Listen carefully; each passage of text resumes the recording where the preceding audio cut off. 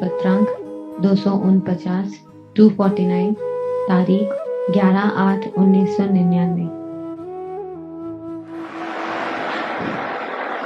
नमो अरिहंताय नमो सिद्धाय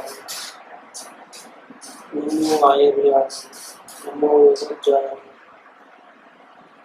नमो वे सर्वसाय नमो समय सावाय स्वानुभूत्या चकास्तु चित् स्वभावाय भावाय सर्वभावान्तरच्छिदे मंगलम भगवान वीर मंगलम गौतमो मंगलम कुंड कुंडाय जैन धर्मोष्टि मंगल सर्व मंगल मांगल्य सर्व कल्याणकारकम प्रधानम सर्व धर्माय जैनम जयतु शासनम ओंकार बिंदु संयुक्तम नित्यं ध्यायन्ति योगिनः कामदं मोक्षदं चैव ओंकाराय। श्रीमद् राजचंद्र वचनामृत पत्र नंबर है 249 249। ये पत्र जो है शायद अमरलाल भाई को लिखा है, क्लियर नहीं है इसमें। 24 साल की उम्र में बंबई से लिखा हुआ है। अनुभव के बाद 7वें महीने में पत्र लिखा है। ओम नमः। कराल काल होने से जीव को जहाँ वृत्ति की स्थिति करनी चाहिए, कराल काल होने से जीव को जहाँ वृत्ति की स्थिति करनी चाहिए वहाँ वो कर नहीं सकता है। आज से 100-150 साल पहले जो हालत थी, परिस्थिति थी, वो ऐसी परिस्थिति थी कि जीव का उपयोग आत्मा में नहीं लग करके बाहर ही लगे। 100 साल पहले 150 साल पहले ये हाल थी, तो आज तो और भी खराब हो गई। 2 मिनट भी शांति से अपने आत्मा में देखना है तो देखने तो बात दूर है, प्रयत्न भी करने को जीव यार इतना भी टाइम नहीं मिलता है। कम से कम कोशिश तो करे, दिखे भी नहीं भी देखे लेकिन कोशिश तो करे, उतना नहीं होता है। वृत्ति पूरी बाहर चले जाती है, खाने में, पीने में, देखने में, सुनने में, बाहर का बाहर। और देख ताजुब की बात यह है कि जिनको मालूम नहीं है कि शांति कहाँ है, वो लोग उपयोग बाहर रखे पटके तो समझ में आवे, लेकिन जिनको मालूम भी हो गया है तो शांति तो सिर्फ आत्मा में ही है। और ऐसा सत्संग भी मिल रहा है, और उस सत्संग में ही बार बार यही कहते हैं कि भाई तुम अपने को देखो, फिर भी उपयोग बाहर जाता है। ये एक बहुत आश्चर्य की बात है। इन सत्संग में एक बार सुनने के बाद इतना भी भरोसा नहीं है क्या? फिर आत्मा में शांति है तो उपयोग बाहर जाता क्यों है? या सत्संग कराने वाले के ऊपर या इस वितराग मार्ग के ऊपर भरोसा नहीं है क्या? सुख आत्मा को छोड़ करके बाहर कहीं है? लेकिन ये टाइम बहुत खराब है। कराल काल होने से जीव को जहाँ वृत्ति की स्थिति करनी चाहिए वहाँ वह कर नहीं सकता। सद्धर्म का प्राय लोप ही रहता है। जहाँ देखो वहाँ जो रियल धर्म है, शांति का मार्ग है, वो किसी को पता ही नहीं है। शांति खत्म ही हो गई है जीवों। कोई थोड़ा दुख उसको शांति, और ज्यादा दुख उसको दुख कहते हैं। रियल शांति जो आत्मिक शांति है, जो परमानेंट शांति है, जो किसी के अधीन से नहीं है, स्वाधीनता से शांति मिलती है, हमेशा टिकने वाली शांति है। ऐसी शांति जहाँ इच्छाओं का अभाव होता है, करना और नहीं करना दोनों नहीं रहता है, जहाँ राग और द्वेष नहीं रहते हैं, ऐसी भी कोई शांति होती है, कोई मानने को भी तैयार नहीं। सद्धर्म का प्राय लोप ही रहता है। प्राय इसलिए कहा कि कहीं कहीं मालूम है कुछ कुछ लोगों को, लेकिन ज्यादातर लोगों को तो कुछ पता ही नहीं है कि शांति क्या चीज है। बस कमाना, खाना, पीना और सो जा, कुछ ना कुछ उठा पुठा करते रहना, यही शांति। कुछ करेंगे तो मिलेगा, नहीं करेंगे हाथ पैर धरेंगे तो कुछ भी नहीं होगा। करना नहीं करने में ही जीव फंसा हुआ है। करना और नहीं करने से हट करके सिर्फ जानने देखने में शांति है, लोगों को पता ही नहीं। सद्धर्म का प्राय लोप ही रहता है, इसीलिए इस काल को कलयुग कहा गया है। ये काल जो है पंचमारा कहो या कलयुग कहो, वेदांत की भाषा में इसको कलयुग कहते हैं। सतयुग चले गए आप, जब ज्ञानी पुरुष थे, परमात्मा थे, ज्ञानी पुरुष धर्मात्मा वगैरह थे, वो सतयुग था। अभी तो ये कौन सा चल रहा है, कलयुग, वेदांत की भाषा में। और जैनों की भाषा में ये काल कौन सा है, दूसम पंचम काल है। कुंडा अवसर पीढ़ी पंचम काल है, खराब में खराब समय है ये। इस काल को कलयुग कहने का कारण यह है कि शांति का सच्चा रास्ता किसी को पता नहीं, और जहाँ उपयोग लगाना चाहिए, जो शांति का धाम है, वहां पर जीव उपयोग लगा नहीं सकता है। सद्धर्म का योग सत्पुरुष के बिना नहीं होता, क्योंकि असत में सत्य नहीं होता। असत में सत्य नहीं होता, मतलब जहाँ झूठ है वहां सत्य नहीं होता है।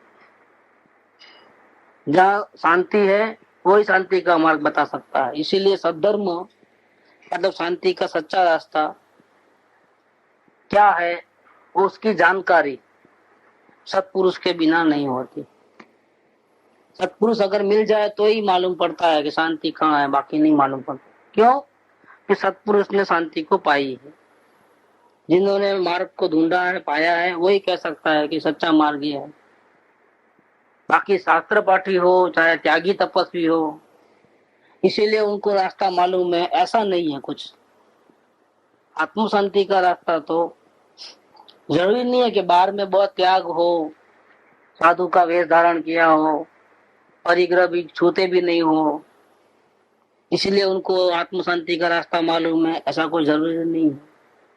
बहुत शास्त्र पढ़े हो, बहुत बड़े विद्वान हो, बहुत बड़ी याद शक्ति हो, वाणी अच्छी हो, हजारों लोग मंत्र मुग्ध हो जाए ऐसी वाणी हो, लाखों लोग सुनने आते हो, दुनिया में बहुत बड़ा इज्जत नाम हो, इसीलिए उनको आत्मज्ञान है, उनको शांति का रास्ता मिल गया है, कोई जरूरी नहीं है। क्योंकि जिसने आत्मा की शांति पाई नहीं है, उसको कहां से मालूम होगा कि शांति क्या चीज है।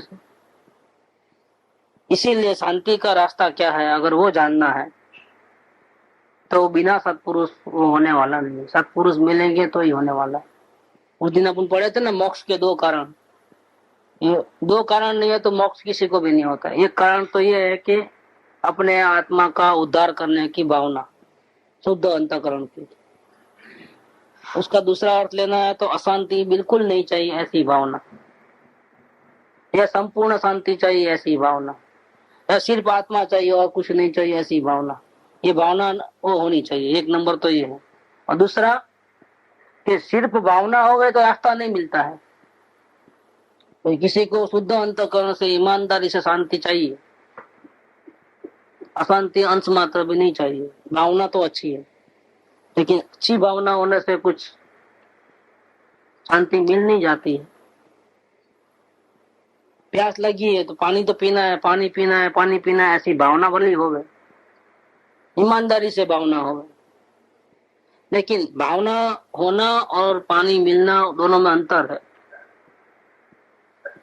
पीने की प्यास, पानी पीने की इच्छा हो गई प्यास बुझाने के लिए, इसलिए पानी मिल जाएगा, किसने कहा। अनजाने रास्ते में चले जाओ तो पानी कहाँ है मालूम नहीं पड़ेगा, तो क्या करोगे। तो पानी कहाँ मिलता है वो बताने वाला भी चाहिए। ऐसे शांति जिसको चाहिए, शुद्ध अंतःकरण की भावना है, तो इससे कोई शांति मिल नहीं जाती है। फिर उसको शांति कहाँ मिलती है उसको रास्ता बताने वाले भी चाहिए। तो 2 कारण होना चाहिए, एक शांति की भावना स्वयं की, और दूसरा शांति का उपाय, सच्चा उपाय बताने वाले सद्गुरु। ये 2 जब होता है तब जीव का पुरुषार्थ होता है। जब तक ये 2 नहीं होते हैं तब तक कोई जीव पुरुषार्थ नहीं कर पाता है। अवलोकन की बात सुन लिया, वेद ज्ञान की बातें सुन लिया, पुरुषार्थ नहीं होता है। कभी होता है, कभी नहीं होता है, कभी गड़बड़ हो जाती है। क्यों ऐसा होता है? क्योंकि पहला नंबर नहीं है। दूसरा नंबर मिल भी गया है और जानकारी मिल भी गई है, लेकिन पहला नंबर नहीं है तो भी कार्य नहीं होता है। शुद्ध अंतःकरण की भावना नहीं होती है तो कार्य शुरू नहीं होता है। शुद्ध अंतःकरण की भावना है लेकिन जानकारी नहीं है तो भी कार्य नहीं होता है। लेकिन दोनों साथ में अगर है तो फिर पुरुषार्थ चालू हो जाता है। हमारा अवलोकन नहीं चलता है। क्यों नहीं चलता है? नजर उधर उधर चले जाती है। क्यों चले जाती है? क्या कारण है? कि शुद्ध अंतःकरण की भावना नहीं होने से। तो उनको सदगुरु मिले हैं तो भी सदगुरु नहीं मिलने के बराबर है। उनको कोई फायदा होने वाला नहीं है। सद्धर्म का योग सत्पुरुष के बिना नहीं होता है, क्योंकि असत में सत नहीं होता। प्रायः सत्पुरुष के दर्शन और योग प्रायः सत्पुरुष के दर्शन और योग की इस काल में अप्राप्ति दिखाई देती है। लोगों को मालूम नहीं है, सत्पुरुष का महत्व नहीं मालूम है। अगर सत्पुरुष का महत्व मालूम है तो उनको ढूंढने की मेहनत नहीं करते हैं, तो कहाँ सत्पुरुष है वो पता नहीं।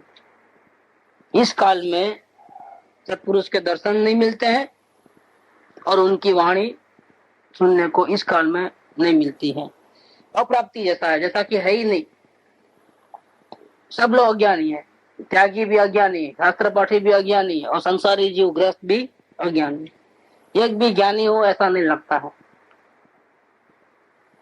प्रायः सत्पुरुष के दर्शन और योग की इस काल में अप्राप्ति दिखाई देती है। प्रायः का मतलब कि बिल्कुल नहीं, ऐसा मतलब नहीं है, लेकिन लोगों को पता नहीं है। जब ऐसा है, जब ये हालत है, तो फिर जगत के जीवों को शांति का रास्ता कौन बताएगा? तब सद्धर्म रूपी समाधि मुमुक्षु पुरुष को कहां से प्राप्त हो? संसारी जीवों को, जिसको राग द्वेष करने की आदत है, बाहर से सुख आएगा ऐसी मान्यता है, छूटने की सच्ची भावना नहीं है, उनको तो रास्ता वो ढूंढता नहीं और मिलने वाला भी नहीं है, या वो ढूंढता भी नहीं है। वो तो उधर ही अपने लफड़े में ही, राग द्वेष में ही, क्रोध काम क्रोध में ही, उसमें ही फंसा हुआ है। उसकी तो बात जाने दो। लेकिन सत्पुरुष कहाँ है, कैसे है, वो अगर पता नहीं है तो जिसको छूटना है उसको रास्ता कौन बताएगा? ये बात चल रही है। जब सत्पुरुष कहाँ है वो पता नहीं है, तब सद्धर्म रूपी समाधि मुमुक्षु पुरुष को कहां से प्राप्त होगी? जिसको छूटना है उसको रास्ता कौन बताएगा? और अमुक काल व्यतीत होने पर, और मुमुक्षु माने छूटने की भावना वाला, संसार के दुखों से छूटने की भावना वाला। तो वो छूटने की भावना वाला है, लेकिन वो मुमुक्षु जरूर है। लेकिन कुछ समय तक अगर उसको रास्ता दिखाने वाला नहीं मिला तो भावना भी कितनी देर टिकेगी? भावना भी कहाँ टिकेगी? और अमुक काल व्यतीत होने पर भी जब ऐसी समाधि प्राप्त नहीं होती है, मतलब शांति का रास्ता नहीं मिलता है, सदगुरु की भेंट नहीं होती है, उपाय सच्चा नहीं मिलता है, तब फिर वो मुमुक्षुता भी कहां से रहेगी? क्योंकि वातावरण तो, फिर बाहर का वातावरण तो अनुकूल नहीं है। छोटा सा पौधा है, थोड़ा बड़ा हुआ है, लेकिन फिर खातर पानी उसको बराबर नहीं मिलेगा तो उसका विकास वहीं रुक जाता है, वो आगे नहीं बढ़ता है। वैसा इधर है कि छूटना चाहता है, लेकिन छूटना चाहता है उस वक्त अगर शांति का उपाय कोई बताने वाला नहीं मिले उसको, है कि भैया इस काल में तो कोई रास्ता, जहाँ पूछो जिसको पूछो उसको ही नहीं मालूम है। और उल्टा उल्टी पट्टी पढ़ा लेते हैं कि ऐसा कर लो, वैसा कर लो, वो कर लो, ये कर लो, और थक गए। अब तो अभी हमको नहीं मिला है कुछ भी। बहुत कम लोग ऐसे होते हैं कि जिनकी शुद्ध भावना होती है तो 20-20 साल तक भी वो भावना को टिका के रखते हैं। इधर नहीं तो उधर, उधर नहीं तो उधर, थपेड़े खाते खाते, ढूंढते ढूंढते ढूंढते ढूंढते उनको रास्ता मिल जाता है। लेकिन ऐसे जीव तो बहुत कम होते हैं। अब एक दृष्टांत देखा, वो 20 साल से भटक रहे थे, न हम उनको जानते न वो हमको जानते, और जिनके साथ कांटेक्ट था उनका कांटेक्ट हो गया। जिनके साथ कांटेक्ट था उसको तो पड़ी नहीं थी, क्या वो तो घूमते रहते थे उधर उधर पहाड़ों में। और जिसको मिला दिया उसने कहा, उसको लाइन पकड़ लिया। देखो ऐसा अजीब गजीब कुदरत है, ये कुदरत ने करिश्मा करके दिखाया। देखो कैसा, मदुरई जाना हुआ, मदुरई में कोई आदमी हमारे को नोट कर लिया, फिर उसने पुणे वाले ने उनको लेटर लिखा होगा तो उसने हमारा एड्रेस दे दिया, फिर पुणे वाले ने हमारे को लेटर लिखा 1 साल तक। फिर वो घर पे मिलने आया, इसके बाद वो लेटर लिखना बंद, क्योंकि कुछ बातें उसको बताई कि तुम ठीक नहीं हो। सबको भैया मान चाहिए, अगर उसको बोल दिए है कि तुम ठीक नहीं हो, यहाँ तुम्हारी गलती है, तो उसको अच्छा नहीं लगता है। वो लेटर लिखना बंद कर दिया। फिर भी चलो तारंगा जा रहे हैं तो रास्ते में आते हैं सब, भले ये भी चले करके एक पोस्ट कार्ड डाल दिया सिर्फ।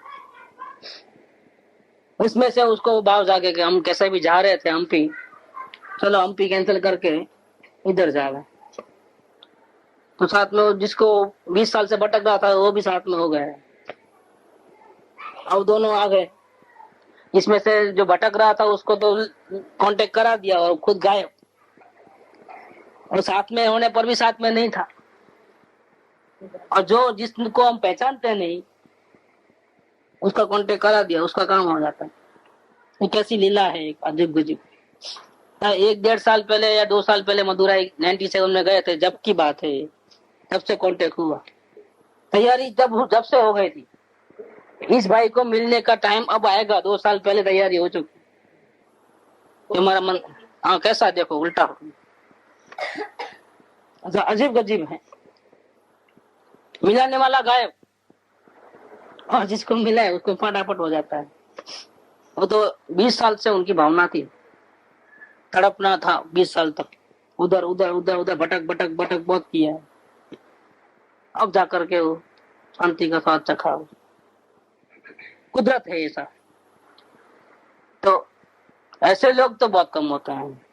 अगर आत्म शांति की भावना हो और जब का जब भी शांति का उपाय बताने मिल जाए थोड़े टाइम के अंदर, तो लाइन क्लियर है समझ। लेकिन आत्म शांति की सच्ची भावना है और कुछ टाइम तक वो नहीं मिले, तो ऐसी भावना को भी कैसे टिका के रखोगे, किसके आधार पे टिकाओगे? तो भावना भी वो संसार के लफड़ा में फंस करके खत्म हो जाती है। ऐसी मुमुक्षुता, क्योंकि ये 5 लब्धि है, 5 लब्धि में सच्ची भावना जो है ना, वो 2nd नंबर की भावना है, 2nd नंबर की लब्धि है। सबसे पहले जो लब्धि होती है वो सूक्ष्म लब्धि होती है। सूक्ष्म लब्धि माने क्या, कि 5 इंद्रिय और मन मिलना सोचने के लिए। मनुष्य भाव, 5 इंद्रियां और ऊपर से मन, तो ये तो सभी को है। सच्ची आत्म कल्याण की भावना है वो दूसरी लब्धि है, उसको बोलते हैं विशुद्धि भावना, विशुद्धि लब्धि, कि मुझे आत्म कल्याण कर ही लेना है। तो मन मिला है, 5 इंद्रिय मिला है, मनुष्य जन्म मिला है, सच्चे देव गुरु शास्त्र मिले हैं, इसीलिए वो दूसरी लब्धि हो जाएगी, कोई गारंटी नहीं है। बहुत बहुत पुण्य से ये सब मिला है, मनुष्य भाव, 5 इंद्रियां, मन, जैन धर्म, सच्चे देव गुरु शास्त्र। फिर भी विशुद्धि लब्धि में आने के लिए तो बहुत अंदर का जीव का आत्मा तैयार होना चाहिए। तो दूसरी लब्धि तक तो जीव अनंत बार आया है, उससे काम नहीं होता है। तीसरी लब्धि मिलनी चाहिए। वो कौन सी लब्धि है? शांति का सच्चा रास्ता। उसके लिए क्या है? सदगुरु का उनका कांटेक्ट, और सच्चा रास्ता क्या है वो मालूम होना चाहिए। व्यसना लब्धि जिसको बोलते हैं, वो तीसरी लब्धि होंगी तो आगे का काम करेगा। तब चौथी लब्धि में प्रयोग करता है, वो पुरुषार्थ करता है, प्रैक्टिस करता है। वो प्रयोग जब सफल होता है तब करण लब्धि को पार कर करके आत्मा का ज्ञान होता है। तो ये दूसरी लब्धि तक, आत्म भावना तक तो जीव कई बार आ चुका है और वहां से ही वापिस चले गए। तीसरी लब्धि जो देशना लब्धि है वो भी अनंत बार मिली है, कि सदगुरु पहली बार मिले ऐसी बात नहीं है, वो भी अनंत बार मिले।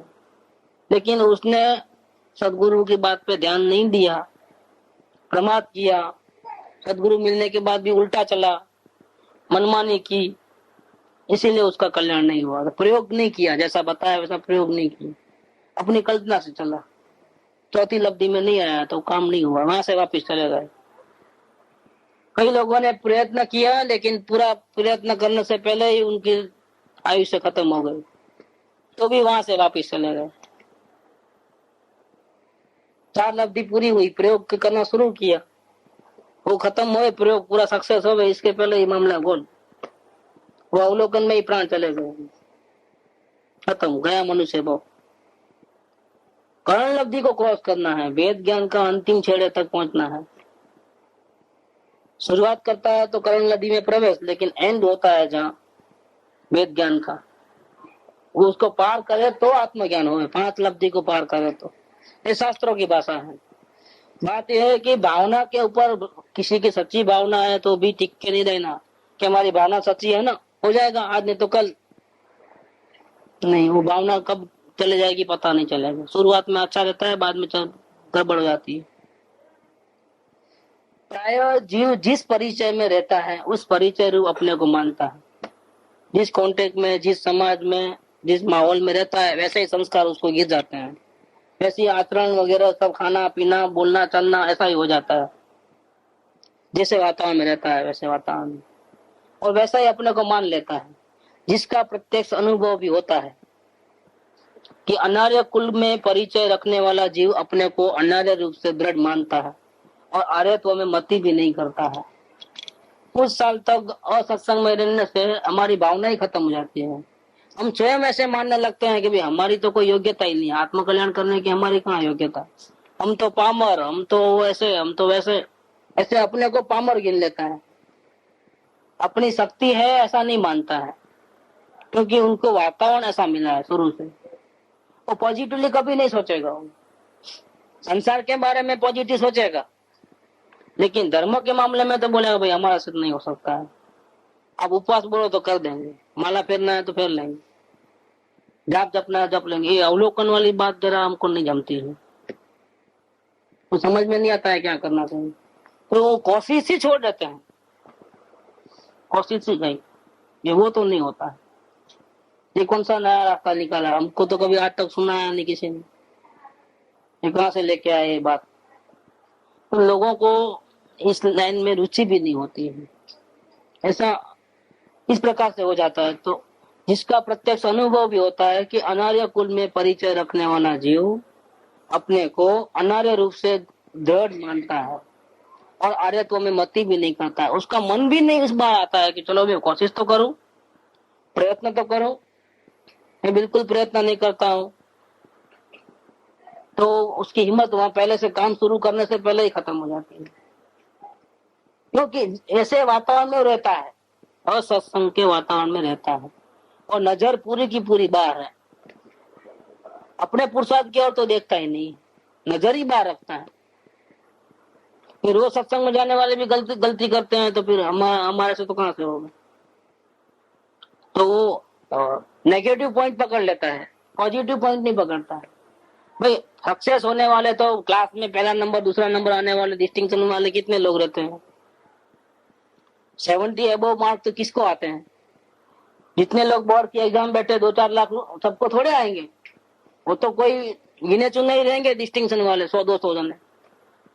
ऐसे ही सत्संग में आने वाले कोई सफल सभी नहीं होते हैं, उसके बहुत से कारण होते हैं, क्योंकि अंदर में भावना सच्ची नहीं होती है, प्रमादी जीव होता है, वो यहाँ बोलता है वो यहाँ ही भूल जाता है क्या बोले सो, बोलते हैं तब उपयोग कहाँ भटकते रहता है, ऐसी बहुत सी बातें रहती, तो जरूरी नहीं है। तो इसलिए सत्संग में आने पर भी उसके परिणाम में सुधार नहीं आता है।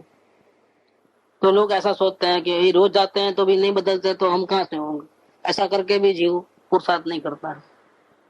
नेगेटिव साइड सोचना बहुत इजी है, पॉजिटिवली कि नहीं हम तो करेंगे और हमारा काम हो के रहेगा, इतना जोश से काम करने वाले तो बहुत कम मिलेंगे, क्योंकि परिचय उनका जो आजू बाजू का वातावरण है वो इंस्पायर करने वाला नहीं है, प्रेरणा देने वाला नहीं, उल्टा थोड़ी बहुत भावना है उसको ठंडा कर देवे, ऐसा वातावरण कैसा है कि किसी को आत्म कल्याण की भावना हो तो भी वो ठंडा हो जाए बेचारा, उसका आजू बाजू का वातावरण देख के वो ठंडा हो जाता। इसीलिए सत्संग में आने वाले जीव को कभी भी दूसरे क्या करते हैं कैसे करते हैं वो देखना ही नहीं चाहिए।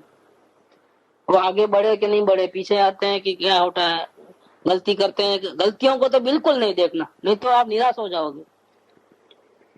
सत्संग में आने वाले दूसरे मुमुक्षुओं की अगर आप गलती देखें तो आप खलास, ये आपका बहुत बड़ा नुकसान करेगी, क्योंकि इससे आप इंस्पायर नहीं होगे, आपको प्रेरणा नहीं मिलेगी, आप ठंडे पड़ जाएंगे कि इतना साल से करने के बाद भी उनको नहीं मिलता है तो फिर हमको तो कहां से मिलेगा। ऐसा करके वो रिवर्स सोचना शुरू कर देगा। जो रिवर्स सोचना शुरू करता है उसकी कभी जीत नहीं होती है। लड़ाई में मैदान में जाने वाला अगर ऐसा मैं मर जाऊंगा तो मुझे गोली लग जाएगी तो पीछे क्या होगा, क्या वो उसका काम नहीं है, उसका तो पैर यहाँ से ही कांपना शुरू कर दिए, उसमें वो जोश नहीं है जो लड़ाई में जीत के आ सकता है, पहले से ही ठंडा हो गया है। तो यहाँ ये बात लिया है कि वातावरण ऐसा गलत हो गया है कि अनार्य कुल में परिचय रखने वाला जीव अपने को अनार्य रूप से दृढ़ मानता है और आर्यत्व में मति भी नहीं करता है। मेरा कल्याण कर सकता हूँ, मैं पुरुषार्थ कर सकता हूँ, ऐसा मन में विचार तक भी नहीं आता है, पॉजिटिवली सोचता नहीं है कोई जीव। इसीलिए जब ऐसा वातावरण है तब इसका भी कोई उपाय है क्या? कि हाँ उपाय है। क्या उपाय है? कि सब प्रकार से इस मार्ग में आने के लिए सुविधा नहीं है बाहर से। एक तो काल टाइम खराब है, सत्संग मिलता नहीं, ऊपर से असत्संग है, और जीव को अपना आत्म कल्याण करने की जो चाव लगनी चाहिए, बल मिलना चाहिए, वो नहीं मिल रहा है। तो फिर ऐसे हालत में हमको क्या करना चाहिए? कोई उपाय है क्या? ये पत्र है पूरा इसके ऊपर है। पत्र का क्रीम जो है अब शुरू होता है, ये तो अभी ग्राउंड तैयार किया। अब मेन बात है इसके अंदर कि फिर क्या करें। अब जब इस प्रकार की हालत है तो हम क्या करें? हमारी सच्ची भावना नहीं है, भावना लेकिन सच्ची नहीं है। हमको मालूम पड़ता है कि रुचि बाहर में भी है, अभी आत्मा भी चाहिए और बाहर का भी, धन दौलत इज्जत आबरू कुटुंब परिवार की सुविधा, ये भी सब चाहिए। तो ऐसा लगता है कि दोनों 50-50% है, ऐसा लगता है। अब क्या करें? एक तो ये कमी है, दूसरा वातावरण बाहर का गड़बड़ वाला है। हमको पुरुषार्थ बढ़ावे ऐसी प्रेरणा मिले ऐसा नहीं है। अब क्या करें? शांति का उपाय बताने वाले भी बराबर नहीं मिलते हैं, और नास्तिपास मतलब क्या है कि हिम्मत हार चुके हैं, थक चुके हैं, जैसे लगता है कि अभी हम आगे नहीं बढ़ पाएंगे। अब इसका क्या उपाय? यहाँ पर उपाय बताया है। इसीलिए अब ये हालत हो गई है जिस जीवों की, उसके लिए कहते हैं अब इसीलिए महापुरुष होना है, और उनके आधार पर हमने, कृपादेव कहते हैं कि हमने ऐसा निश्चय किया है। किसके आधार पर? कि हमारे पहले कई लोग मुक्ति के मार्ग पे चले हैं, तीर्थंकर लो, बड़े बड़े गणधर देव लो, महामुनिराज लो, हमारे पहले कई जीव मोक्ष में चले गए हैं। महावीर स्वामी से ले बड़े बड़े आचार्य ने भी धर्म की आराधना की है। तो ऐसे महापुरुषों ने जो रास्ता बताया है, उनके आधार पे और अपने अनुभव से मैं भी रास्ता बता रहा हूँ कि जब ऐसी हालत हो तो क्या करना चाहिए जीव को, कौन बचाएगा जीव को? इस हालत में रहने वाले जीव को कौन बचाएगा? इसीलिए महापुरुषों ने और उनके आधार पर हमने ऐसा दृढ़ निश्चय किया है। दृढ़ निश्चय इसलिए किया है कि अभी कोई दूसरा रास्ता नहीं है, एक ही उपाय है अब। इसलिए वो निश्चय कैसा किया है? 100% वाला ऐसा निश्चय किया है कि अभी उससे कम से इससे कम में तो कुछ नहीं चलेगा। अब यही तो कम कंपलसरी है, इतना तो कंपलसरी। ठीक है, थोड़ा करें नहीं करें ऐसा नहीं, कंपलसरी। अगर ऐसी हालत में बचने का एक ही मात्र उपाय है। क्या उपाय है? ऐसा दृढ़ निश्चय किया है कि जीव के लिए, मतलब शांति चाहिए तो जीव के लिए सत्संग यही मुक्ति का परम साधन है। अब एक ही उपाय बच गया है जीव के लिए इस हालत में। जब कहीं से भी कोई रास्ता दिखाई नहीं देता है, तब महापुरुषों ने और कृपादेव ने एक रास्ता सुझाया है। कौन सा रास्ता सुझाया है? सत्संग। सत्संग यही मोक्ष का परम साधन है। नहीं, उपवास करना परम साधन नहीं है क्या? आयोसक, सामायिक, प्रतिक्रमण, पूजा पाठ, दर्शन, गुरु की सेवा चाकरी, भक्ति, आरती उतारना, दान देना, साधर्मियों का वात्सल्य, प्रभावना, ये सब परम साधन नहीं है। उपवास, अठम पांची करना, मंदिर बनवाना, यात्रा करना, शास्त्र पढ़ना, सब भक्ति कंठस्थ कर लेना, ये परम साधन नहीं है। झूठ नहीं बोलना, चोरी नहीं करना, ये नहीं करना, वो नहीं करना, ये परम साधन क्या है? सब में परम साधन एकमात्र सत्ता है। जब ऐसी हालत है तब हमको बचाने वाला, रास्ता दिखाने वाला, हमारी हिम्मत बढ़ाने वाला, हमको प्रेरणा देने वाला, भावना नहीं है तो सही भावना कैसे करे उसका रास्ता बताने वाला, भावना सही है तो आगे अब कैसे करना है, कौन सा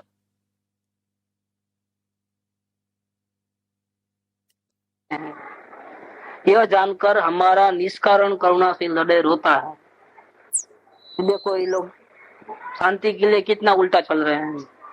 वर्तमान में विद्यमान वीर को भूल करके भूतकाल की भ्रांति में वीर को खोजने के लिए भटकते जीवों को श्री महावीर का दर्शन कहाँ से हो? वर्तमान में जो वीर है, सत्पुरुष है, वही वीर है। हमारे महावीर तो वही है। भूतकाल के महावीर तो अभी आकर के समझाने वाले नहीं, जो हो गए हैं। अभी तो वर्तमान में ही जो वीर है वही समझाएंगे हमको रास्ता, लेकिन भूतकाल के पीछे ही पड़े हैं अभी भी, उनकी जय जयकार। और वर्तमान में जो है उनको तो पूछते भी नहीं, मालूम भी नहीं कि कौन है, तो उनको महावीर का दर्शन कहाँ से हो, मतलब मुक्ति कहाँ से मिलेगी? हे दुष्म काल के दुर्भागी जीवों, भूतकाल की भ्रांति को छोड़कर वर्तमान में विद्यमान महावीर की शरण में आओ तो तुम्हारा कल्याण ही है। और भूतकाल के महावीर भगवान काम आने वाले नहीं है। वर्तमान में चौथे गुणस्थान में भी हो, आत्मज्ञानी हो, तो तुमको रास्ता दिखा देंगे। संसार ताप से संतप्त और कर्म बंधन से मुक्त होने के इच्छुक परमार्थ प्रेमी जिज्ञासु जीवों की आदि व्याधि उपाधि, ये तीनों प्रकार की ताप अग्नि को शांत करने के लिए हम अमृत सागर हैं। ये अग्नि को बुझा देंगे और तृप्ति करा देंगे, अमृत हम अमर कर देंगे। मुमुक्षु जीवों का कल्याण करने के लिए हम कल्प वृक्ष हैं। अधिक क्या कहें, इस विषम काल में परम शांति के धाम रूप हम दूसरे श्री राम अथवा श्री महावीर ही हैं, क्योंकि हम परमात्मा स्वरूप हुए हैं। एक रूपावली ने लिखा है उस दिन। यह अंतर अनुभव है, हमारे आत्मा का अनुभव परमात्मा स्वरूप की मान्यता के अभिमान से प्रेरित होकर के नहीं लिखा है, परंतु कर्म बंधन से दुखी इन जगत के जीवों के ऊपर परम करुणा भाव आने से उनका कल्याण करने की तथा उनका उद्धार करने की निष्कारण करुणा ही यह हृदय चित्र प्रदर्शित करने की प्रेरणा करती है। ओम श्री महावीर।